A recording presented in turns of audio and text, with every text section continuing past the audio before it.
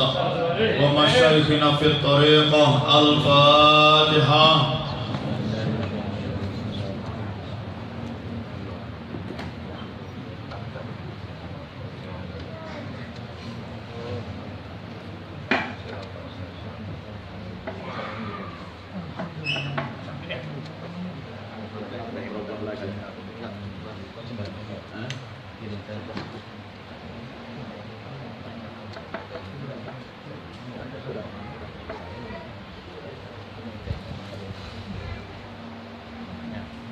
Bapak Ibu sekalian, apa kabar? Alhamdulillah, dahsyat, luar biasa. Allahu Akbar. Korwil Bali memang selalu dahsyat. Meskipun hujan-hujan pengunjungnya banyak. Pak Jaya hadir nggak Pak Jaya ya? Oh hadir. Soalnya beliau bilang, demi manakib jangan lagi hujan air. Hujan batu pun kita tetap berangkat. Itulah hebatnya Pak Jaya.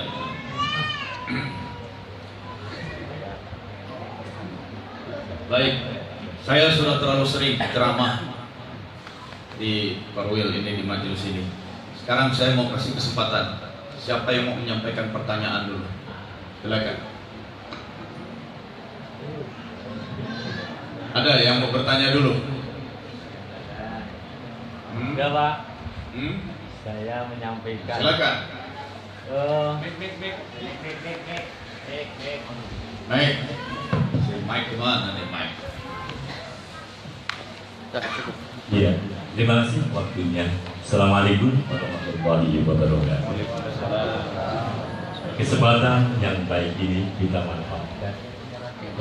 Yang kami alami Bapak Yai, bahwa saya juga sudah lama ikut di dalam thariqat ini. Namun demikian, kenapa saya ini masih banyak kekurangan, masih banyak belum bisa mampu menguasai emosi saya. Nah, dengan demikian mohon kiranya solusi Pak Yai supaya saya ini, terutama keluarga dan juga anak cucu saya, nantinya bisa meniru apa yang diajarkan di dalam thariqat ini. Terima kasih Pak Yai. Assalamualaikum warahmatullahi wabarakatuh. Ibu-ibu Ustaz. Ibu-ibu mau bertanya, silakan.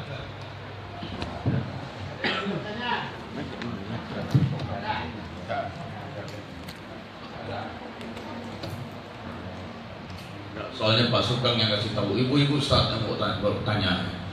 Karena biasanya di rumah Pak Sugeng banyak ditanya oleh ibunya. Oke. Jawaban yang pertama, saya dan juga banyak orang kalau jumpa Abah Anom dulu semasa beliau masih ada secara lahiriah, Abah, mohon maaf saya masih belum bisa menjadi murid yang baik, belum bisa istiqomah mengamalkan tarekat. Jawaban Abah Anom, bagus, masih tahu kalau belum istiqomah.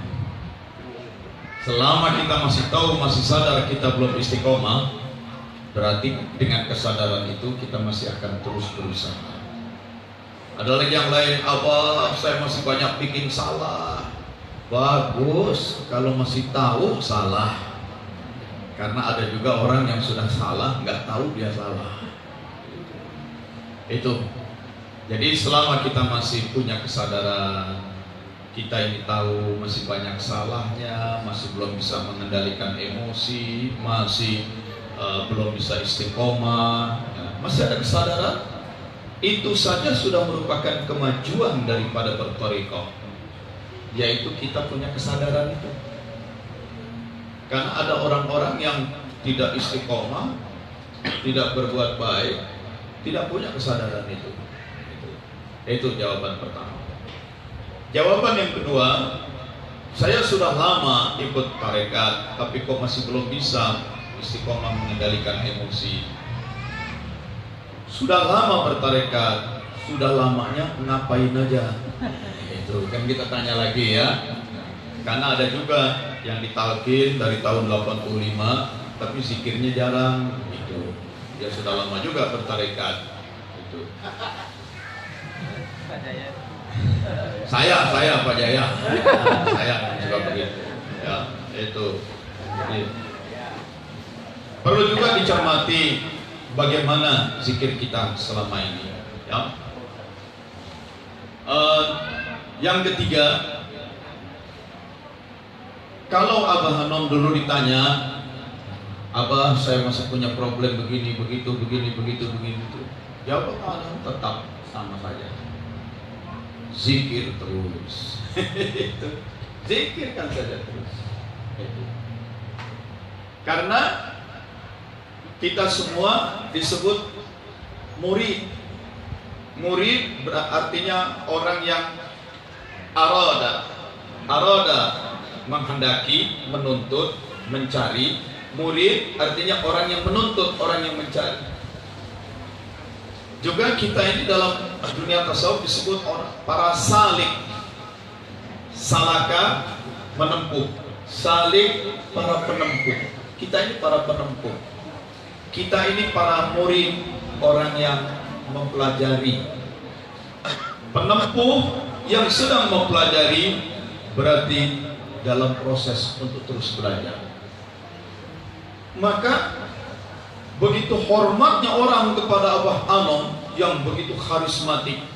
Kalau orang berkata, Abah tolong ajarkan saya, beliau berkata, Abah juga masih belajar. Abah juga masih belajar. Kalau mau belajar sama-sama, ayo jalan bareng-bareng. Jadi teruslah kita belajar. Karena kita murid, kita ini pembelajar. Kita ini salik, kita ini para penempuh. Kita ini masih dalam proses. Secara filosofis, itu sebabnya alam semesta dalam bahasa Inggris disebut being. Tidak disebut be, ada. Tidak disebut been, pernah ada, have been, tetapi disebut being dengan akhiran ing, menunjukkan continuous, sesuatu yang dalam proses terus menerus. Alam semesta disebut being, human being. Itu. Nah, jadi kita memang dalam proses terus berubah. Nah, adapun soal zikir. Adapun soal zikir itu, kita perlu pahami kolbu kita itu memiliki potensi-potensi yang dahsyat. Kolbu kita itu punya potensi-potensi yang dahsyat. Bentar ya, saya cari gambarnya dulu.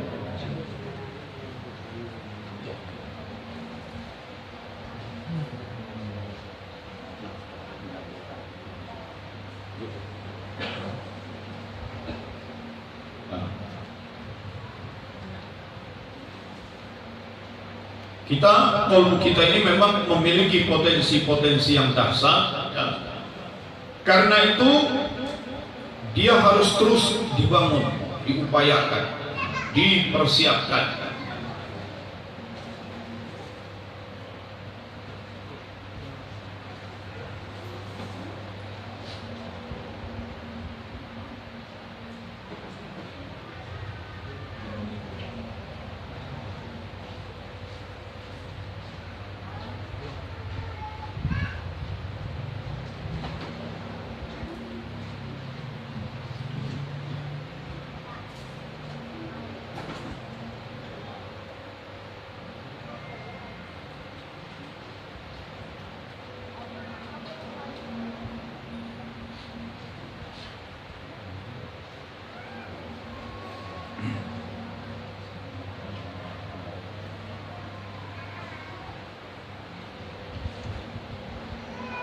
Semua rangsangan dari luar, suara yang berirama namanya musik, suara yang bermakna namanya linguistik, bahasa. Ada suara berirama tetapi tidak bermakna, ada suara bermakna, ya, tapi tidak berirama, ya. Atau boleh disebut juga lirik. Semua suara ini masuk ke telinga, indera pendengaran, dan di telinga ada saraf untuk merasakan, menangkap gelombang suara itu, saraf sensorik. Lalu suara itu oleh saraf sensorik diubah menjadi gelombang-gelombang listrik, masuk ke otak. Maka fungsi otak sebagai pusat saraf sensorik.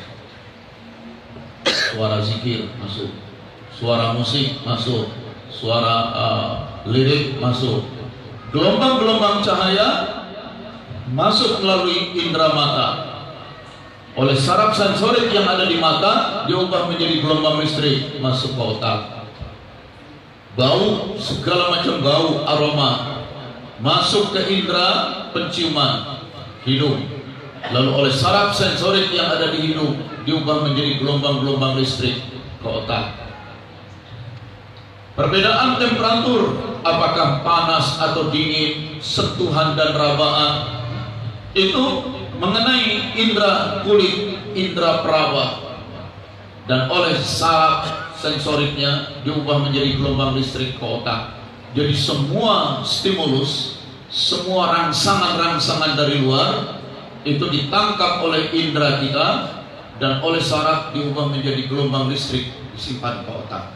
Karena otak itu pusat saraf sensorik. Kalau sudah masuk ke otak, dipantulkan ke kolbu, direfleksikan ke kolbu. Itu kolbu itu pusatnya ruh. Sudah pernah kita bahas ya, sudah sering. Kolbu bashar, kolbunya badan, itu artinya jantung. Tapi ruh kita, ruh juga ada kolbunya. Pusatnya ruh itu kolbu. Ketika ruh masuk ke dalam badan, ruh menyatu dengan badan, kolbunya ruh dengan kolbunya badan menyatu. Jadi kolbu itu hati nurani ada di sekitar jantung. Masuk. Di kolbu inilah diproses. Karena di dalam kolbu ada kesadaran, asy'ur, disebut juga al-wa'yu. Di dalam kolbu ada az-zakirah, memori. Di dalam kolbu sudah ada bibit iman. Di dalam kolbu sudah ada standar moral, akhlak. Di dalam kolbu sudah ada potensi akal, kecerdasan intelektual, daya cipta. Di dalam kolbu sudah ada az-zauq, perasaan. Di dalam kolbu sudah ada iradah, kehendak, free will. Diproses semua itu. Semua yang dari luar masuk diproses. Nanti kolbu membuat keputusan, membuat perintah-perintah. Hasil keputusan dari kolbu, dari perintah, dikirim lagi ke otak.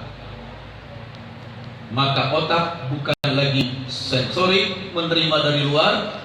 Setelah menerima perintah dan keputusan dari kolbu, otak menjalankan perintah, masuk ke bagian sensor saraf motorik. Motor itu motion itu gerakan. Jadi motor penggerak. Nah, makna motor itu penggerak. Nah, otak itu pusat motorik, pusat yang menggerakkan. Kalau sudah dapat keputusan dan perintah dari kolbu, maka otak akan mengembangkan mekanisme biokimia, menghasilkan sinyal-sinyal listrik. Sinyal-sinyal listrik diteruskan ke saraf dan otot. Sinyal listrik diteruskan ke saraf, saraf menggerakkan otot. Menggerakkan otot begini. Berbicaranya kita ini karena bibir digerakkan oleh otot, lidah digerakkan oleh otot. Nah, kenapa saya bicara begini? Karena otot bibir, otot lidah, otot tangan, semua itu dikendalikan oleh pusat saraf motorik. Tetapi otak itu mendapat perintah dari kolbu. Itu. Atau dia menghasilkan, mengendalikan sistem hormon melalui kelenjar-kelenjar. Itu. Apakah dia menjadi ketakutan, apakah dia menjadi gemeteran, itu. apakah dia menjadi bersemangat, itu sistem hormonnya. Jadi prosesor itu adalah kolbu. Itu zikir itu sangat penting, karena zikir jahar itu dia merupakan musik sekaligus lirik. Diganti aja linguistiknya menjadi lirik. La ilaha illallah, la ilaha illallah, la ilaha illallah. Di situ ada irama. Di situ ada irama. Maka beda kalau zikir cuma la ilaha illallah, la ilaha illallah, la ilaha illallah, la ilaha illallah. Jadi pengaturan irama itu penting, karena itu nanti akan mempengaruhi kolbu, pengaruh kolbu juga. Bagaimana kolbu mendeteksi itu mempengaruhi. Dalam suatu ceramah subuh, Abah Anom katakan, kalau zikir itu ulah ngatong-tong, tapi ngabek-bek, bahasa Sunda. Tong-tong itu kentongan, bunyi kentongan, tong, tong, tong, nyaring, tapi kan kosong. Tong, tong. Jangan ngatong-tong seperti kentongan, tapi ngabek-bek seperti tentara baris. Coba tentara baris, sepatu Lars itu. Brok, brok, brok, brok, brok. Contoh zikir ngatong-tong. La ilaha illallah, la ilaha illallah. Lain dengan ngabek-bek. La ilaha illallah, la ilaha illallah, la ilaha illallah. Coba dengan la ilaha illallah. Itu ngatong-tong dan ngabek-bek. Yang ngatong-tong itu asal bunyi. La ilaha illallah. Ada lagi. La ilaha illallah. Batuk-batuk. Nah, itu. Jadi la ilaha illallah, la ilaha illallah, la ilaha illallah. Maka dalam kitab Miftahus Sudur tekankan zikir itu dengan dorban syadidan. Dorban itu pukulan, hentakan, syadidan, keras. La ilaha illallah, la ilaha illallah, la ilaha illallah, la ilaha illallah. Lain kalau zikir la ilaha illallah, la ilaha illallah, la ilaha illallah, la ilaha illallah. Batuk-batuk. Zikir kalau pakai batuk-batuk berarti nggak beres. Gitu ya. Nggak tepat masuknya. Tapi kalau masuknya tepat, saya sering mengalami ceramah berjam-jam, suara sudah parau, tapi kalau udah zikir nanti malah baik. La ilaha illallah, la ilaha illallah. Ikuti, praktekkan. La ilaha illallah, la ilaha illallah, la ilaha illallah, la ilaha illallah, la ilaha illallah, la ilaha illallah, la ilaha illallah, la ilaha illallah, la ilaha illallah, la ilaha illallah. Maka dengan irama yang pas, yang terkena sentuhan az-zauq, rasa. Rasa itu kena, ya. Rasa ini yang akan membuahkan experience, pengalaman dari rasa. Kalau tidak pakai iramanya nggak pas, rasanya tidak tersentuh. Itu. Nah, yang kedua, selain iramanya, musiknya harus pas. Makna liriknya itu pun harus kita pahami. Zikir itu, karena itu berulang-ulang sering saya sampaikan, pahami betul makna ilah saat kita berzikir. Pahami betul makna ilah saat kita berzikir. Sebab zikir yang paling awal kita lakukan adalah la ilaha illallah. Lalu apa arti ilah? Situ camkan betul arti ilah.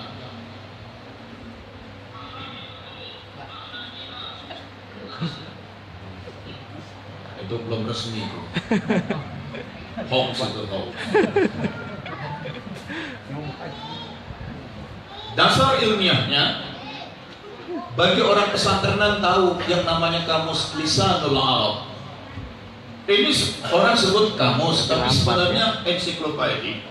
Jadi ulama kita di zaman dulu itu sudah rajin itu.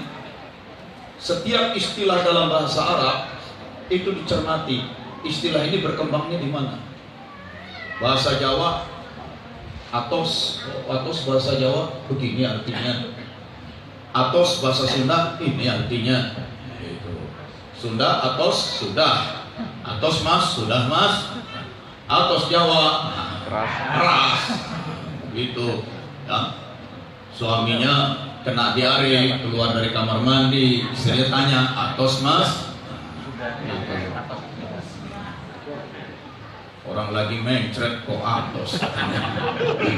Itu. Nah, yang satu istrinya Sunda, suaminya Jawa. Jadi ditelusuri. Nah, di Lisanul Arab ini kemudian banyak dikutip di kamus-kamus modern, termasuk kamus Arab Indonesia Al-Munawwir, ini paling modern. Atau dalam kitab Al-Mustalahatul Arba'ah fil Quran, bahwa istilah ilah itu di Arab itu sumbernya dua. Kalau Arab Utara, Palestina, Syria, Jordania, Lebanon, ilah itu berasal dari kata alaha. Tapi kalau Arab Selatan, Mekah, Yaman, ilah itu berasal dari kata laha. Nah, bagi orang Utara, alaha itu artinya memuja. Alaha memuja, alaha memuliakan, alaha menyembah, alaha meninggikan. Maka ilah artinya sesuatu yang dipuja. Ilah itu sesuatu yang dipuja, sesuatu yang disanjung, sesuatu yang ditinggikan, sesuatu yang diagungkan, sesuatu yang dimuliakan, sesuatu yang dihormati, sesuatu yang ditaati, diladeni, dilayani, diperturutkan, sesuatu yang serba dibesarkan. Kalau orang selatan katakan ilah itu berasal dari laha. Laha mencintai, laha merindui. Maka ilah artinya sesuatu yang dicinta. Dicintai, dirindui, dikejar, didamba, dipentingkan, dicari, didekati, didahulukan, diprioritaskan. Nah, itu camkan ini makna ilah. Lalu masukkan dalam kalimat la ilaha illallah. Nah, berarti ada penafian. Nafi itu artinya menyangkal. Penafian, to negate, negation, ya, negatif. La ilaha disangkal. La ilaha ada penolakan. La ilaha ada penyingkiran. La ilaha ada pengikisan, pembersihan. La ilaha pembuangan. La ilaha pelepasan. La ilaha dicamkan maknanya, dirasakan pembersihannya. Itu. Jadi dicamkan maknanya, bersihkan. Maka kalau kita lagi zikir, la ilaha illallah, la ilaha illallah, terus kita ingat, nih zikir udah benar apa betul belum ya? Sudahlah, nggak usah lagi. Kalau kita masih mikirin la ilaha illallah, zikir ini bagaimana ini?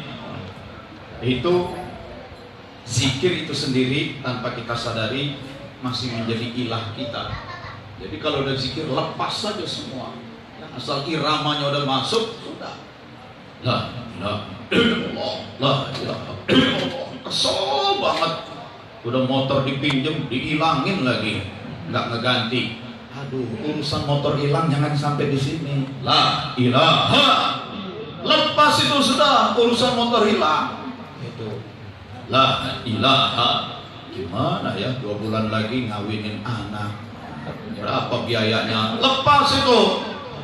Itu yang ngawinin, yang punya anak. Ada lagi. La ilaha. Ya Allah, umur udah hampir 40 belum kawin juga. Nah, ini yang jomblo ini ya. Para jomblo. Lepas la ilaha. Itu. Jangan sampai urusan mengawinkan anak, urusan motor hilang, urusan jomblo, urusan pangkat jabatan, urusan panen, urusan segala macam selain Allah buang. Itu termasuk nih, hati-hati. Saat kita berzikir itu kita akan mengalami sensasi. Ada yang saat zikir mengalami seperti dada itu seperti ditusuk, tek, tek, tek. Ngilu, nyeri. Ada yang rasanya seperti wut seperti disedot-sedot. Ada yang merasa seperti sedang ketetesan air panas hangat, jus menyebar air hangat. Ya. Ada seperti ketetesan air dingin. Kadang sensasinya berupa tercium bau harum. Itu jangan masuk kolbu. La ilaha, nggak ada gitu-gituan. Jangan lagi zikir, wah udah cium bau harum. Jangan-jangan udah mulai naik ke level ma'rifah 12. Sudah bisa kali ngobatin orang. Baru ditalkin kemarin udah menjadi dukun. Itu ya. Nggak usah. Sensasi soal ada getaran. Pak, saya lagi zikir kok ada rasa seperti terangkat, Pak. Biarin aja. Jangan itu menjadi ilah bagi kita. Tidak ada apapun yang dipentingkan, tidak ada apapun yang dituju, didamba, diharap selain Allah. Jadi bersihkan betul, lepas. Ya. Jangan deh niat bertarikat mau jadi dukun, buka praktek, nggak usah. Ya. Nah, dibersihkan, illallah. Maknanya illallah dipahami dan dirasakan banget. La ilaha illallah, la ilaha illallah, la ilaha illallah, la ilaha illallah, la ilaha illallah, la ilaha illallah. Ya, begitu. Ya, illallahnya itu dimantapin betul. Ya. Gitu, ya. Jadi ada metodenya, ya itulah namanya toriko. Toriko itu artinya metode. Gitu. Jadi bagi yang selama ini zikir masih belum istiqomah, belum merasakan hasilnya, yaitu tadi satu, segitu pun kita merasakan kita belum istiqomah sudah bagus. Kalau kita sudah punya kesadaran. Yang kedua, memang kita ini penempuh, salik, sedang melakukan perjalanan. Kita murid, orang yang sedang proses belajar, semua berproses. Nah, yang ketiga, metode zikirnya, torikohnya, dimantapkan, ya, iramanya bagaimana, maknanya bagaimana. Irama tadi dengan hentakan yang kuat. Nah, makna ini camkan. La ilaha illallah, la ilaha illallah, la ilaha illallah, la ilaha illallah, la ilaha. Itu dirasakan betul kita sedang membuang. Jangan lagi ada apapun mendominasi diri kita, menguasai diri kita, perasaan kita, mengusik kita, jangan. Begitu. Ya. Nah, kemudian dalam kitab Al-Ghunyah, Syekh Muhyiddin Abdul Qadir Al-Jailani, itu bagian awal dari kitab Al-Ghunyah itu memuat atau membahas iradah. Jadi permulaan zikir itu iradah. Iradah itu kemauan. Maka kita harus gunakan iradah kita, kemauan kita sekuat-kuatnya. Males, iradah, paksakan, itu iradah. Kemudian apalagi kalau lagi zikir kan sendiri, zikir sendiri, itu udah males. Begitu mulai zikir suara parau, irama nggak masuk, itu ya, pikiran masih mumet dengan urusan lain-lain, pikiran mumet, badan capek, suara kemauan. Demikian. Saya saat semua Gerah ya? Gerah. ya. Lepas. Ini nggak apa-apa. Ya. Nggak apa-apa.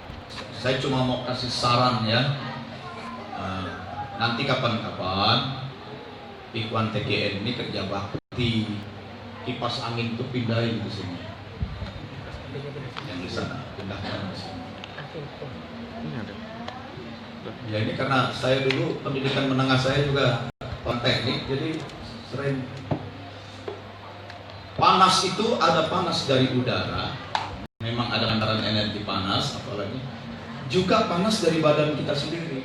Maka di mana orang kumpul banyak, itu panas dari badan. Karena itu pasang kipas angin, arahnya satu arah. Pasang di sana semua, supaya panas dari badan ini keluar semua ke sana. Kadang-kadang di ruangan tertutup, sini pasang, diputer aja ya udara panas, puter aja. Nah, ini teknik. Ya, ini teknik. Jadi coba perhatikan ya, yang punya rumah, nanti kan kita katanya mau bikin masjid ya, udah jadi itu, tanah dibeli. Belum? Tanah kan udah dilunasi ya. Nah, nanti kalau bangun, itu pasang kipas anginnya dicermati arahnya itu. Jadi panas dari tubuh ini terbuang keluar. Sering itu saya perhatikan. Saya mau mulai ceramah di satu tempat, oh ini kok panas, oh pas hujan. Kipas angin semua pindahkan ke sini, pindahkan. Enggak lama sejuk. Ya, itu nggak lama terus terasa sejuk karena panas dari badan ini. Begitulah, cermati iramanya, maknanya, dorong terus dengan iroda, dengan kemauan, dengan keyakinan, dengan semangat. Oke, pertanyaan lain, silakan. Dari penanya pertama sudah. Ya. Silakan.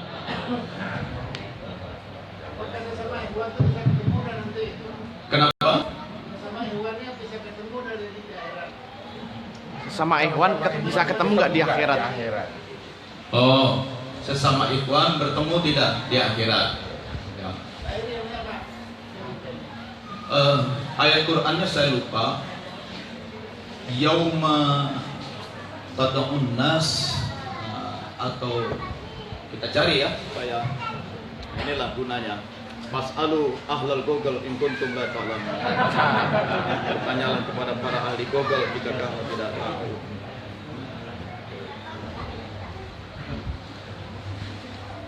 Supaya nggak salah ya. Ada yang hafal Quran nggak di sini?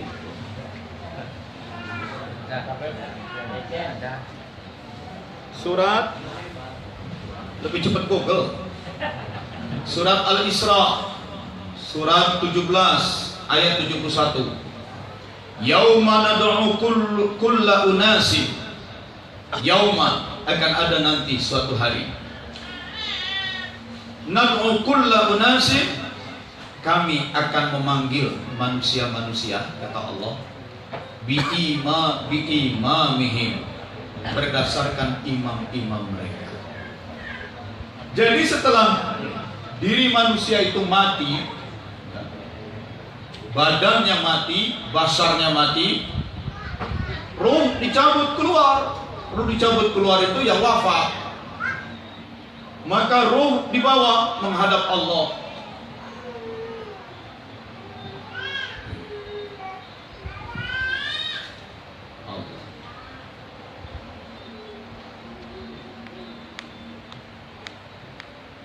Ketika diri kita nanti sudah mati, ruh dicabut keluar, dibawa menghadap Allah, maka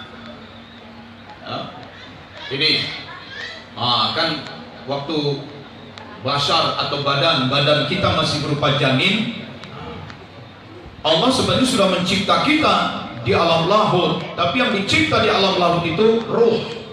Kita masih berupa ruh. Lalu diri kita yang berupa ruh nunggu disiapkan badan, basar Quran menyebutnya. Ketika ibu kita hamil, terbentuklah basar, udah siap, maka kita makhluk rohaniah ini diturunkan, ditiupkan. Sekarang kita lagi hadir di muka bumi, masuk ke dalam basar. Nanti basar kita makin lama makin tua, sakit-sakitan, ya, mati. Basar mati. Setelah basarnya mati, maka diri kita, ruh ini dicabut. Namanya wafat. Nah, ini wafat. Basar yang mati dikubur, masuk ke dalam tanah, membusuk, hancur, terurai, musnah, menyatu dengan tanah. Maka tinggal diri kita yang ruh di bawah menghadap Allah. Yauma yaqumur ruhu wal malaikatu saffa. Yauma, akan ada suatu hari nanti. Yaqumur ruh, berdirilah itu ruh. Wal malaika, bersama malaikat, saffa, membentuk saf. Malaikat di kanan, ada malaikat di kiri, bikin saf. Itu pemeriksaan pertama.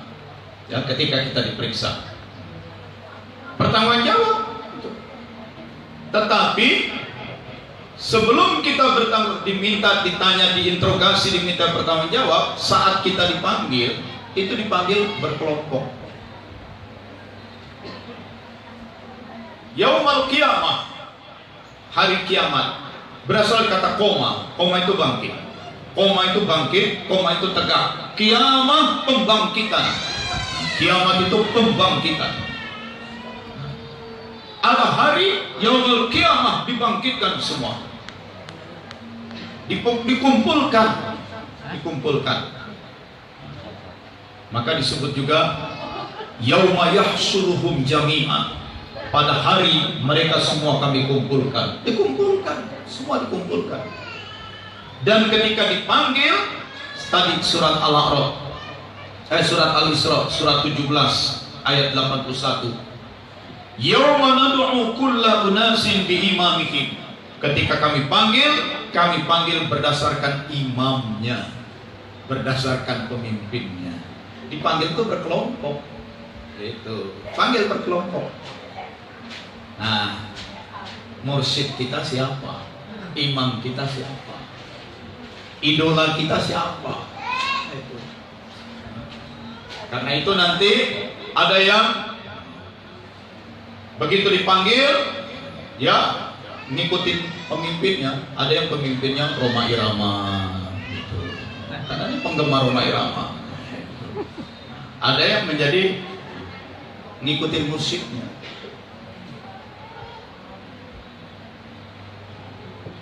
Saya udah pernah cerita, wakil talqin di Jakarta dulu, Pak Abdul Rashid Effendi, itu wafat, meninggal dunia. Setelah sekian lama masa iddah selesai, maka jandanya Umi Rashid pergilah ke Suryalaya, didampingi anak dan menantunya. Sampai di Suryalaya sudah malam, numpang nginep di rumah asistennya Abah, Mang Ujang, yang dulu selalu dorong-dorong kursinya Abah. Mang Ujang pun udah wafat lagi sekarang ini. Di rumah Mang Ujang itu, Mang Ujang cerita, 2 bulan lalu Aki Anta juga meninggal, Bu, tapi setelah 4 hari hidup lagi. Oh begitu ya. Besok pagi Umi Rashid didampingi anak dan menantunya menjumpai Abah. Ya, biasalah, begitu ketemu Abah nangis. 50 tahun mendampingi suami, sekarang suami meninggal dunia, sedih. Padahal itu pun sudah 4 bulan lebih dan masa iddah sudah lewat. Nangis.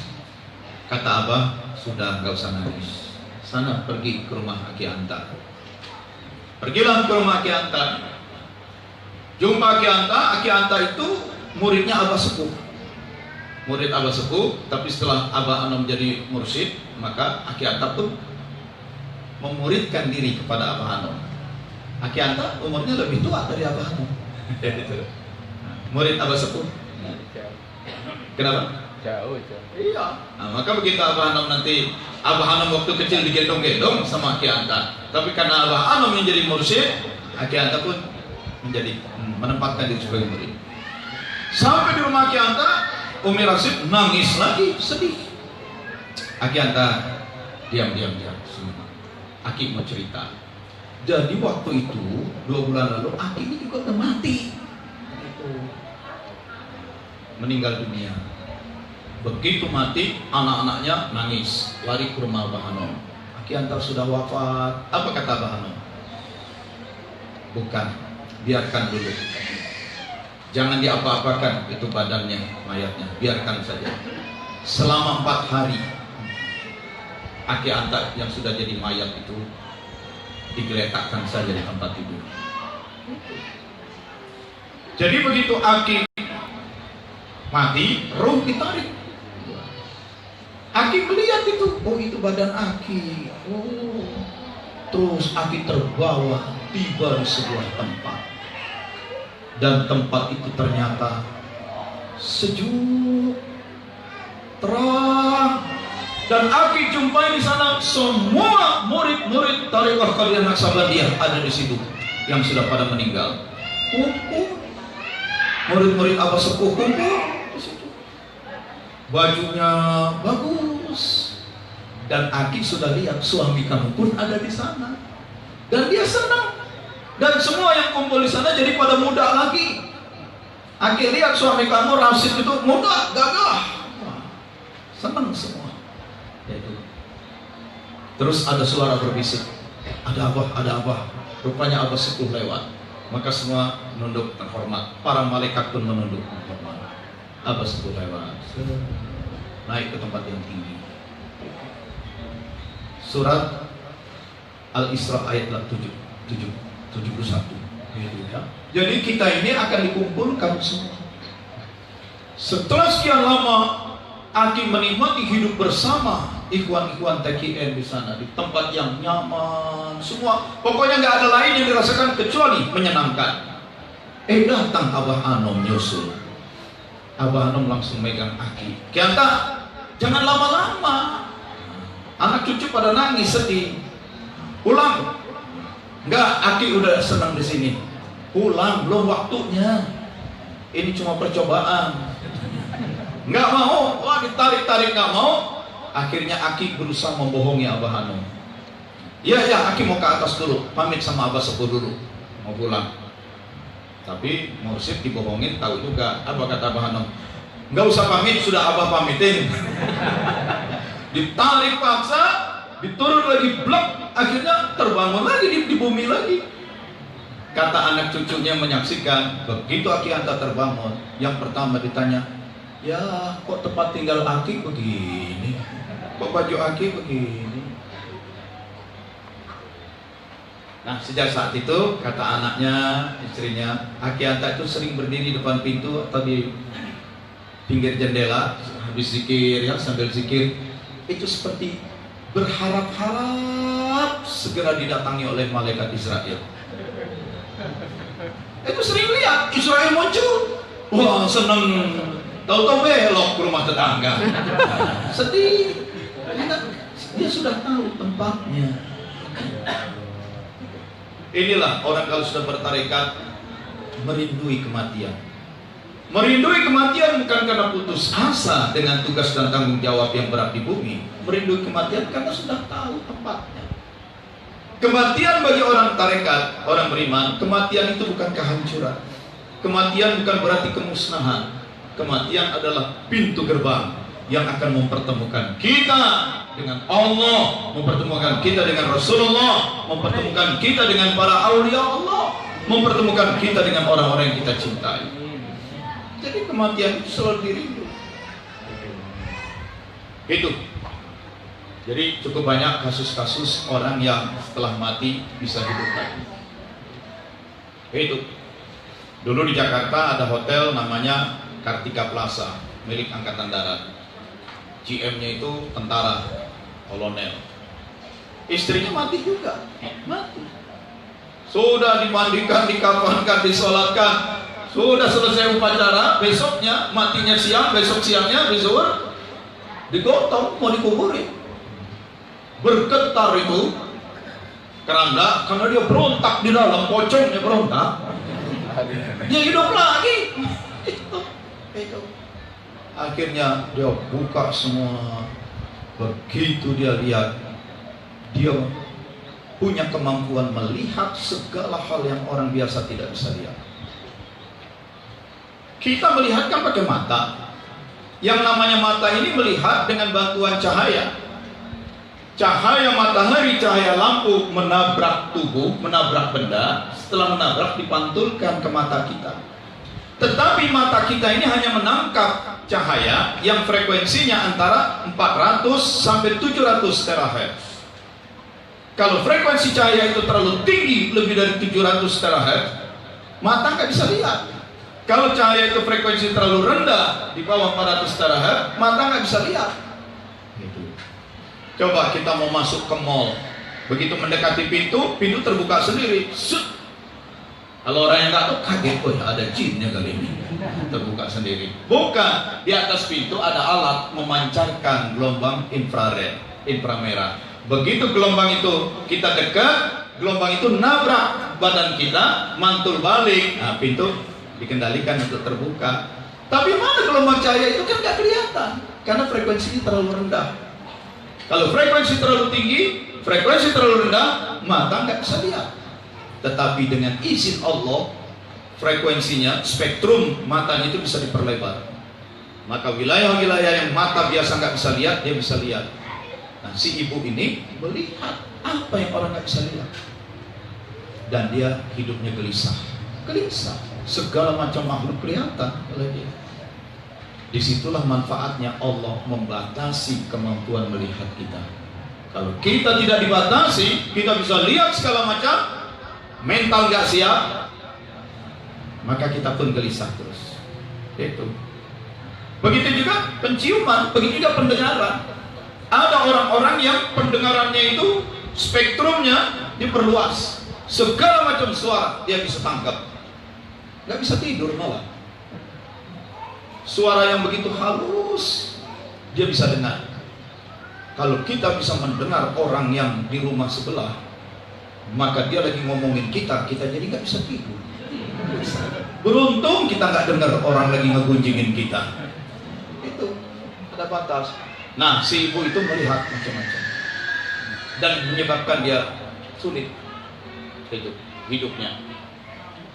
Akhirnya satu saat setelah bertanya sana sini, beliau pun sampai ke Suryalaya, ke Abah Anom. Begitu lihat Abah Anom, orang lain lihat Abah Anom adalah kakek-kakek tua yang sudah membongkok. Begitu dia lihat cahaya yang begitu memancar kuat dari Abah Anom.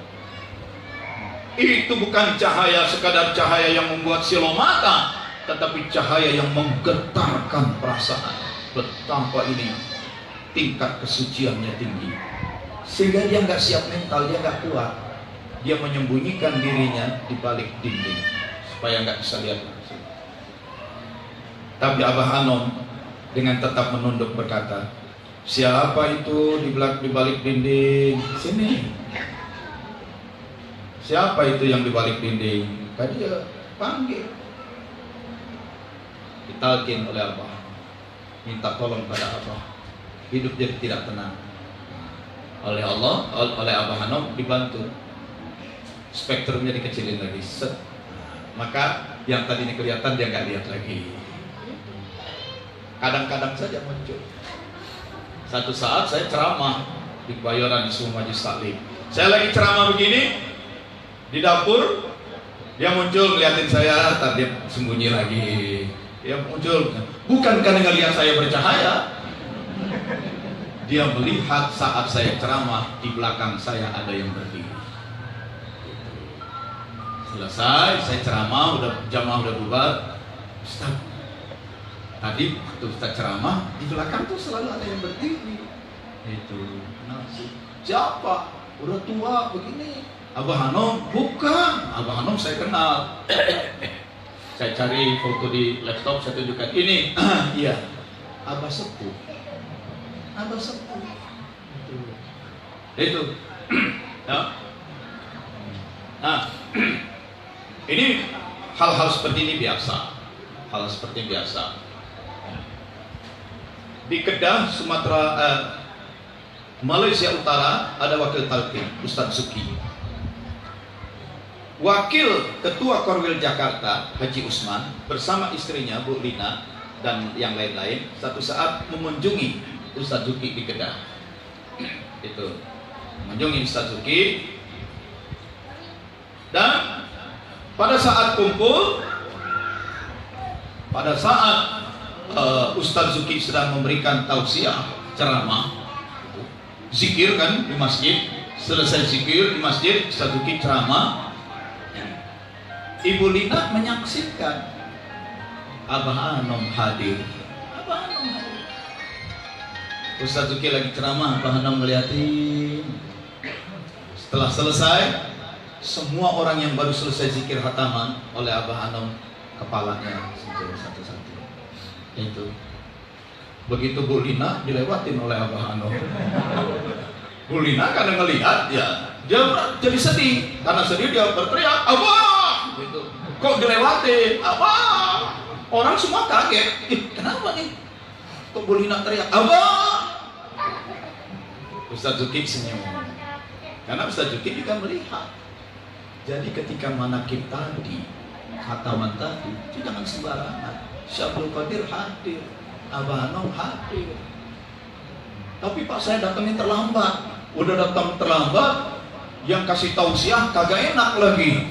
Maklum orang asli Denpasar, ceramahnya nggak enak. Jadi akhirnya saya ketiduran. Gimana tuh Pak, sia-sia nggak? Tidak. Kamu sudah hadir di majelis itu, kamu dapat manfaat. Maaf ya, ini karena ada kemarin Ustadz dari Denpasar cerita, Ustadz kalau saya lagi ceramah, teman saya suka di belakang tuh ngeliatin saya senyum-senyum. Soalnya dia udah tahu saya mau ceramah ke sini, dia udah tahu. Ini kan satu guru satu ilmu.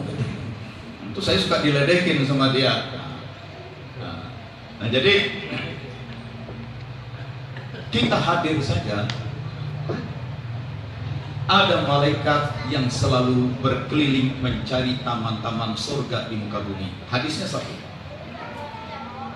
Begitu malaikat menjumpai ada taman surga di muka bumi, malaikat akan hadir di situ menebarkan rahmat. Mana yang disebut taman surga di muka bumi? Majelis zikir. Tiap-tiap ada kelompok orang berzikir, itu ada malaikat yang keliling terus. Maka malaikat itu hadir menebarkan rahmat. Datang ke situ, malamnya begadang, kerja shift malam, ngantuk lagi zikir. Orang belum masuk zikir khofi, belum masuk duluan zikir khofi. Itu. Nah, dia langsung plus, tetap dapat rahmat. Karena itu tetap datang khataman. Karena itu tetap datang manakiban. Urusan bawa nggak bawa kue nggak apa-apa. Urusan sampai di manakiban tidur nggak apa-apa. Itu ya, karena dapat. Selesai zikir, bukan saja malaikat, mursyid pun memegang kepala kita, memberikan barokahnya, berkati kita. Nah, kembali kepada pertanyaan Pak Jaya, apakah para ikhwan nanti setelah mati dikumpulkan? Surat Al-Isra, surat 17 ayat 71. Ingat itu, surat 17 71. Kita semua nanti akan dipanggil mengikuti imam kita. Dan kita akan berkumpul di belakang Abah Anom.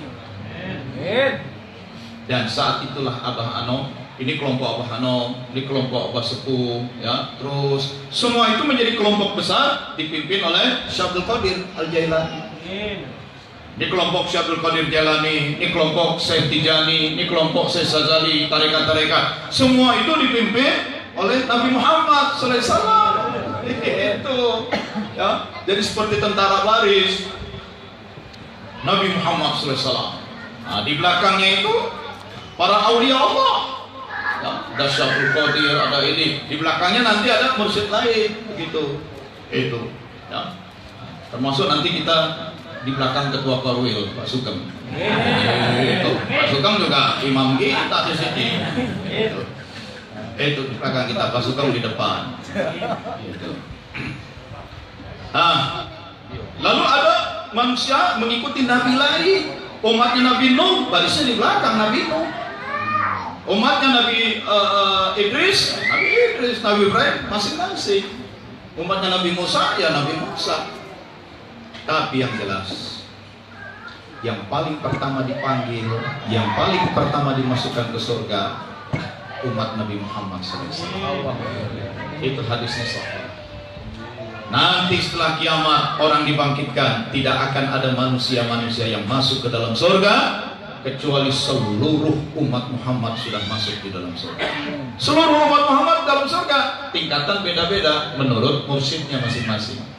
Apa sepuh tinggi, itu kita nanti insya Allah karena sudah bertarekat tingkatannya lain.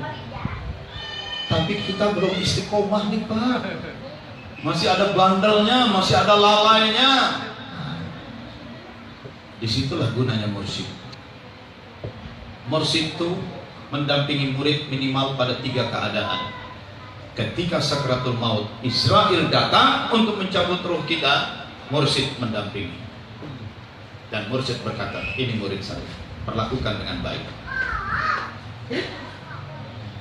Ketika mayat badan sudah dikubur, ruh didatangi oleh malaikat Munkar Nakir, diperiksa, mursyid mendampingi.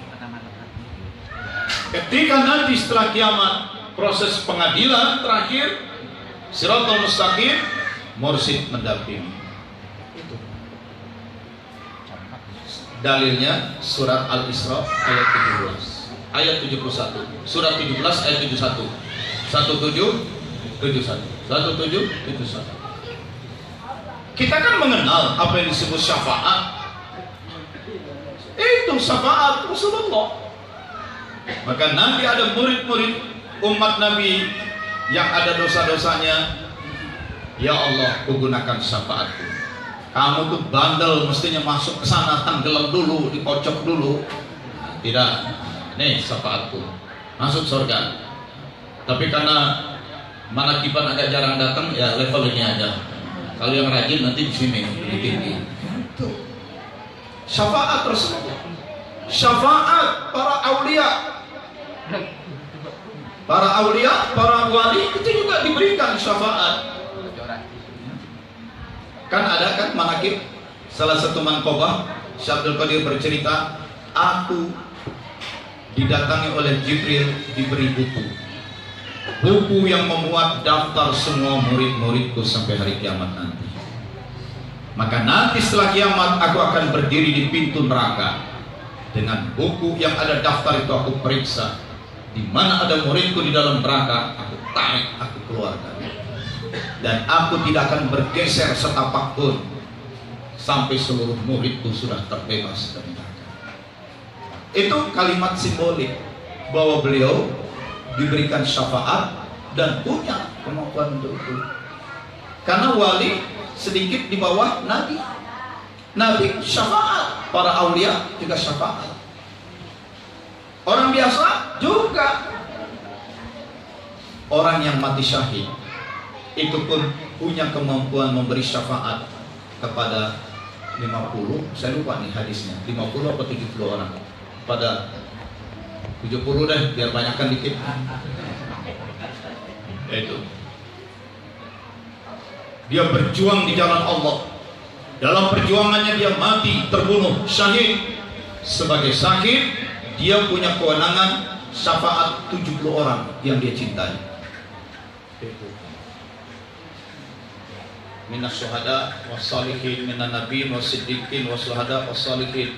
Nabi punya syafaat, kemudian siddiqin punya syafaat, salihin orang-orang saleh punya syafaat, syuhada dulu, syuhada punya syafaat.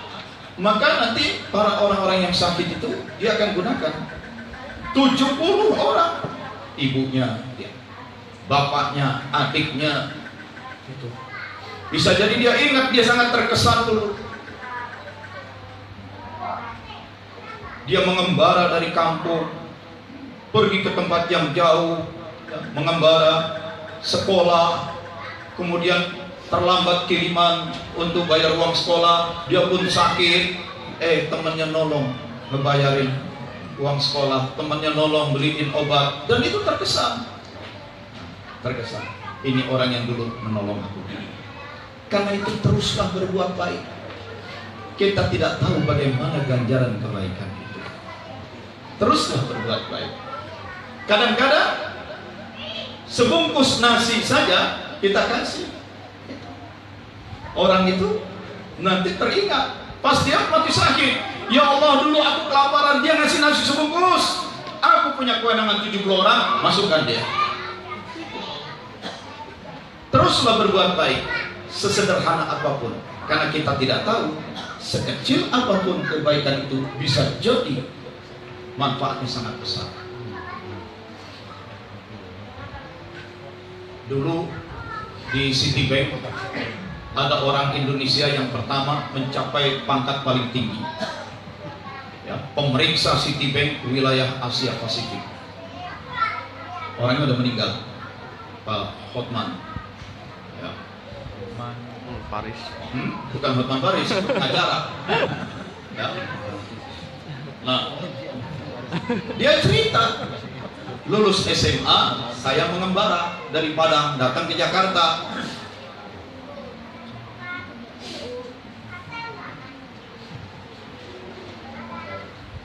Ke Tanah Abang jualan di kaki lima, pedagang kaki lima jualan pakaian. Ada pembersihan. Habis dagangan dia diinjak-injak karena dia juga lari dipantungin. Akhirnya bagan dagangan disita, uang tersisa di dompet, jalan kaki dari pasar Tanah Abang sampai ke daerah Karet Tengsin yang ada pekuburan. Saya melihat seorang nenek-nenek tua pinggir jalan. Dia tidak mengemis, tapi sedang merasakan sakit. Sentuh. Nek, ada apa Nek? Ya, nenek sakit perut. Iya. Nenek, tadi pagi sudah makan belum? Oh, ini orang nggak makan, kelaparan. Barang dagangan disita, duit modal tersisa sedikit. Susah untuk modal atau buat nolong. Akhirnya dia beliin nasi bungkus. Nenek makan dulu nah. Si nenek itu menjerit dengan suara lirik. Ya Allah, di saat aku lapar, ini anak muda memberikan makanan. Tolong ya Allah, jadikan dia dan keturunannya jangan pernah kelaparan seperti saya. Jadikan dia dan keturunannya jangan pernah miskin seperti saya. Itu si nenek. Maka Hotman muda ini ya sudah deh, kasih makan pulang. Besoknya ada kawannya, mau nggak bantu-bantu kerja pegawai honorer? Mau, juga tukang nganterin surat. Di Citibank itu kan gedung berlantai-lantai, jadi dia ngambil dari surat gini masuk ke sini, nganterin surat aja. Kerja naik turun tangga, nganterin surat. Lama-kelamaan ditingkatkan, kamu ternyata baik ya, rajin, sopan. Kamu sekarang duduk deh di kursi, kasih tugas sebagai klerk, ngisi formulir. Lalu dikursuskan, dididik, pangkatnya auditor Asia Pasifik di Citibank. Dan akhirnya keluar dari Citibank karena tidak ada lagi pangkat yang lebih tinggi yang bisa dia raih.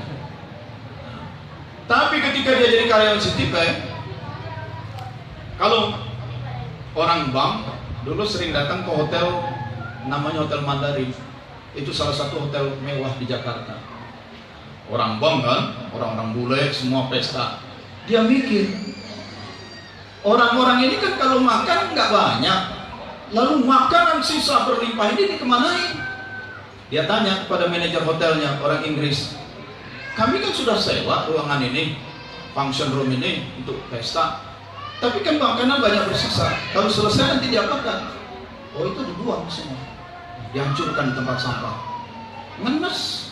Makanan begini banyak, kenapa nggak dibagi-bagi ke karyawan hotel? Oh, itu nanti bisa menimbulkan ketidakadilan. Ada yang kebagian enak, ada yang nggak enak, jadi ribut malah. Jadi semua sisa makanan pesta uang.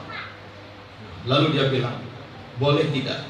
Setiap kali ada pesta-pesta di sini, saya dan beberapa teman datang untuk ngambilin sisa makanannya.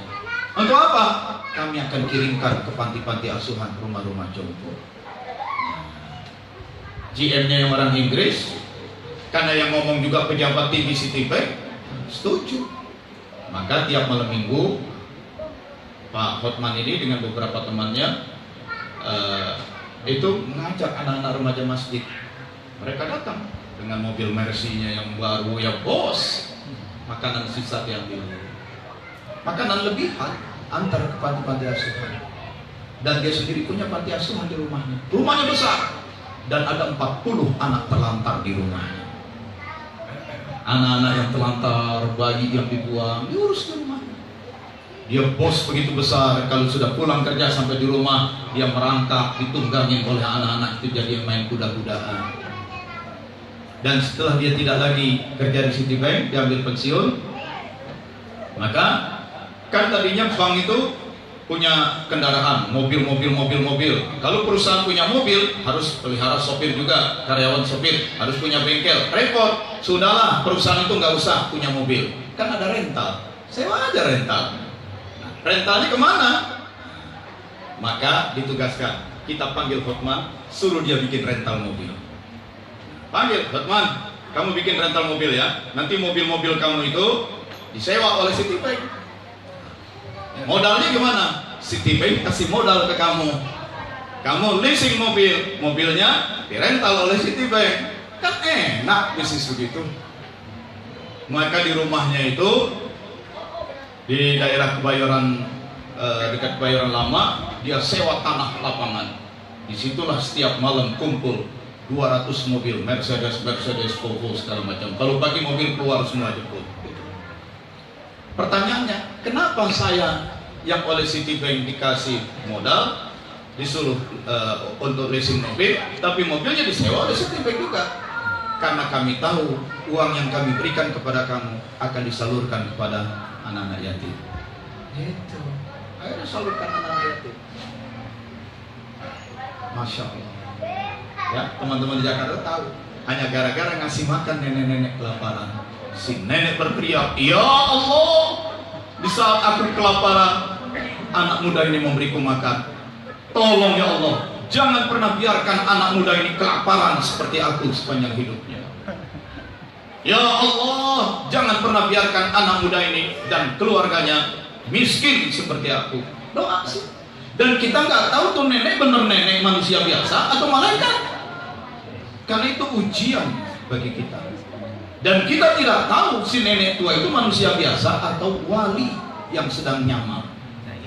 Karena tidak sedikit wali itu harus ngedam. Salah satu teknik membangun kekuatan spiritual itu istilah bahasa Jawanya ngedam. Ngedam itu nggak bawa uang, nggak bawa dompet, nggak bawa apa, udah jalan aja sejalan-jalannya. Ikutin saja suara batin sambil zikir terus. Dikasih makan, nggak dikasih makan, tanggung sendiri lapar. Belajar berserah diri total kepada Allah. Itu Medan, gila-gilaan. Itu. Ya. Bisa jadi itu tipe jenis wali Allah yang sedang jasa, bisa jadi. Jakarta ada yang dikenal itu Wan Sekan.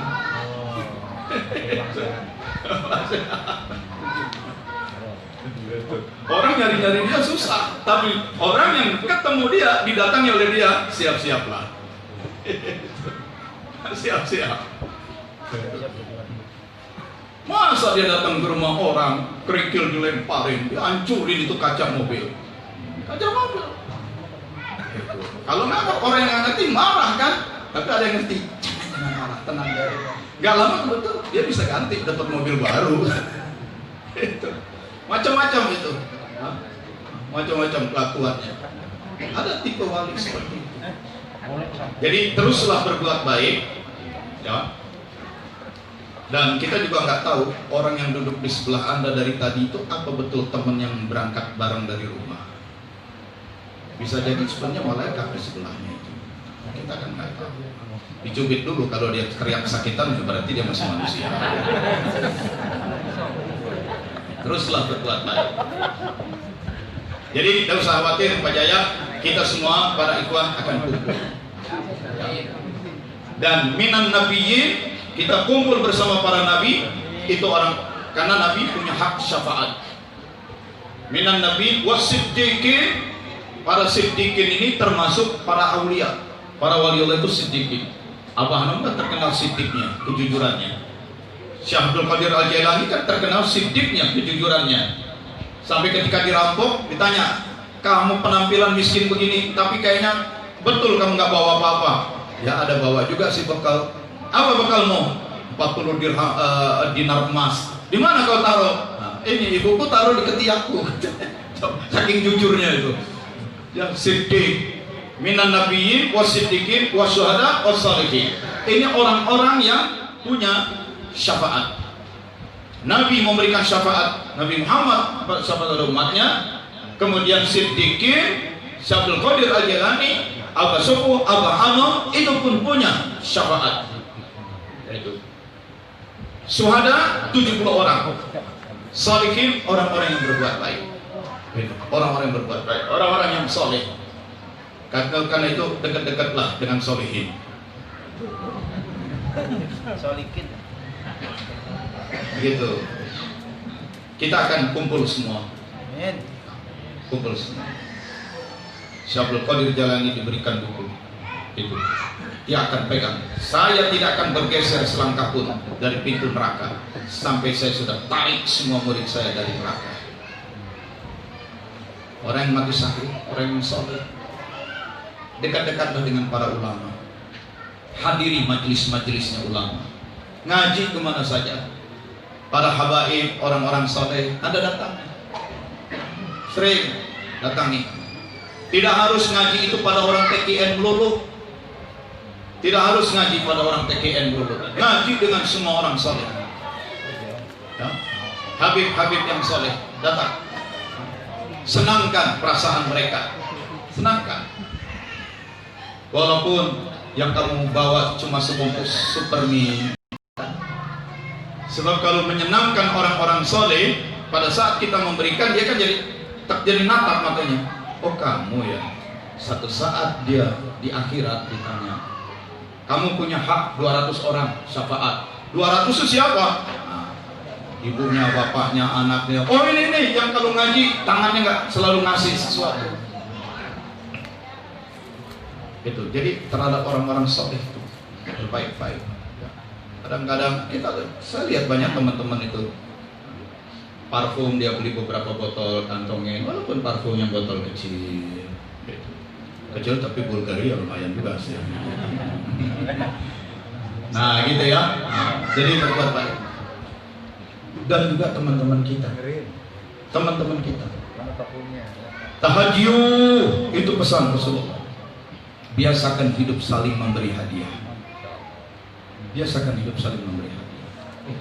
Dengan teman, dengan tetangga, dengan tamu.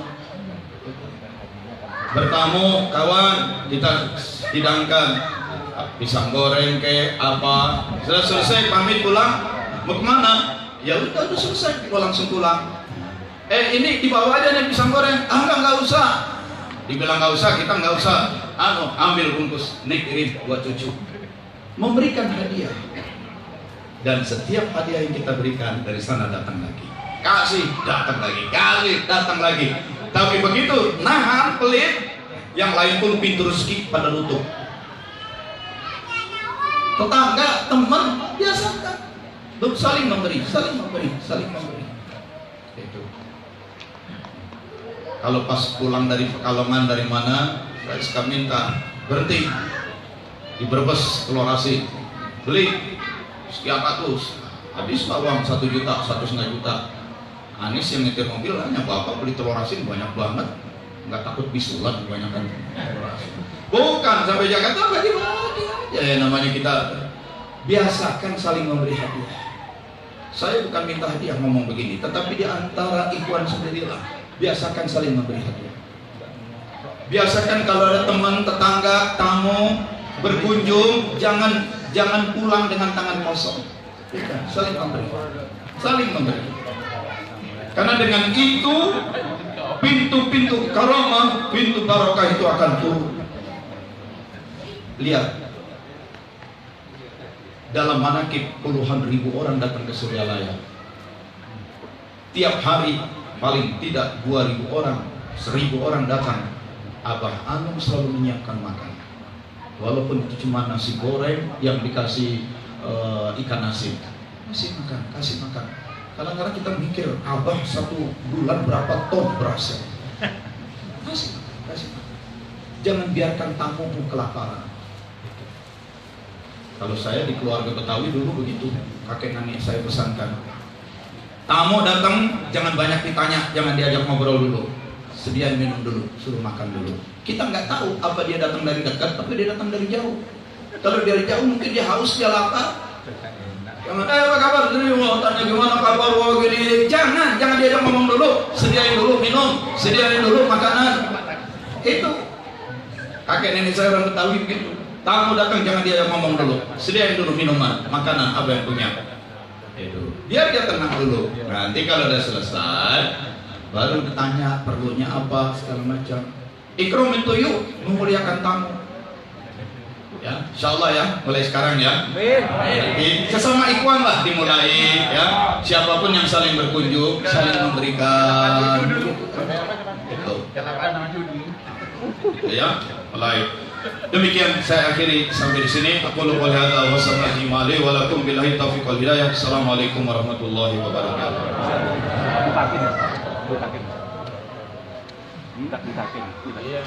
Memangnya ada yang belum talqin? Ada. Banyak. Baru. Lama-lama apa yang baru? Ya udah talqin semuanya. Mau? Talqin bareng semuanya.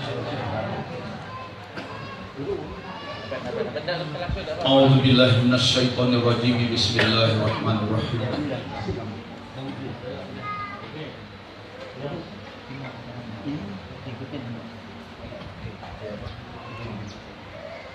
Sekian, terima kasih. Talqin zikir. Assalamualaikum warahmatullahi wabarakatuh.